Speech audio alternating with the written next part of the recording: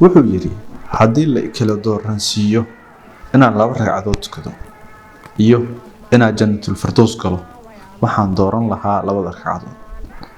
sidaa waxaa yidhi caalimkii weynaada ad-Daaraani. waxaa halkaa kala dhex baxaynaa dadka ilaahay fahanka iyo garashada xeesha dheer u furay inay og yihiin in wax kasta oo nimco ah oo ilaahay siiyo xataa jannatul firdaws ha ahaatee inay ka weyn tahay qofka muslimka ah inuu yool ka dhigto ilaahay raali ahaanshihiisa iyo dhawaanshihiisa. wuxuu yiri haddii jannada la siiyo oo firdaws ah waxa riixaya waxay tahay waa naftayda iyo rabitaankayga iyo jannada nimcada taal oo drive-ka ay kaxaynaya waxa weeye waa jannadaas iyo nimcada taal. balse haddii aan doorto 2 ragcadood waxay drive karaynay waxa weeye in aan ilaahay dhawaanayo. ilaahay kitaabkiisa wuxuu ku yiri واصبر نفسك مع الذين يدعون ربهم بالغداة والعشي يريدون وجهه يريدون الفردوس إلهي ما أوران.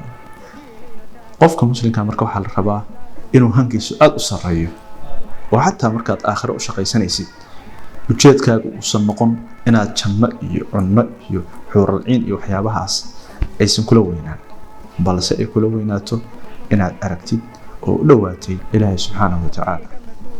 sidoo kale al-Imaam an-Nawawi kitaabkiisa al-40 wuxuu ku furay xadiiskii cajiibka ahaa oo laf dhabarto ah shaqo kasta oo la qabanayo. xadiiskaas waa wada naqaan wuxuu ka hadlayaa shaqo walbaba niyadda ay asalka tahay. shaqo walba oo qofku qabanayo drive-ka niyadeed ee ka haynaya asalka ah. wuxuu yiri marka qofka ujeedkiisu yahay oo niyadiisu ay ka duuleyso inuu ilaahay iyo rasuulkiisa maaragtay uu approach gareeyo oo u dhawaado ee qofkaas wuxuu xaq u helayaa oo darajo iyo sharaf u helayaa inuu dadka ilaahay subxaanahu wa ta'ala iyo rasuulkiisa doorteen inuu ka mid noqdo.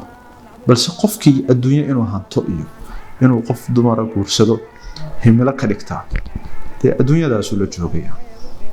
marka waxaan kala dhex baxaynaa walaalayaal halkaas inaan noqon sida dameerkii maaragtay wax shiidayay ama awrkii wax shiidayay macsarada shiidayay oo maanta dhan ku wareegaya adduunyo iyo arrimaheeda hoose wax kasta oo ay tahay. balse aan noqono qof ka gudba maadadan iyo adduunyada macnaha daran una gudba ilaahay subxaanahu wa ta'ala weynidiisa iyo dhawaanshihiisa iyo in aanu ka mid noqono kuwa ilaahay yiri yad'uuna rabbahum bilghadaati wal'ashi yuriduna wajha.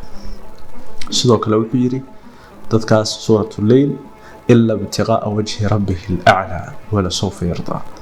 marka ilaahay wanaaga iyo quruxda iyo sharafta iyo maadada ay ceyrinaysa sameeyay haddii aad dooratid waxaad helaysaa ballanqaadka ah wala sawfa yarda in aad adduunkana raali ku noqotid oo sharaf iyo xaraga ku noolaatid aakhirana aad noqotid dadka ilaahay subxaanahu wa ta'ala aragtiisa ku raaxaysanaya.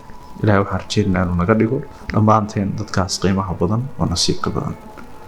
wassalaamu calaykum ورحمة الله وبركاته.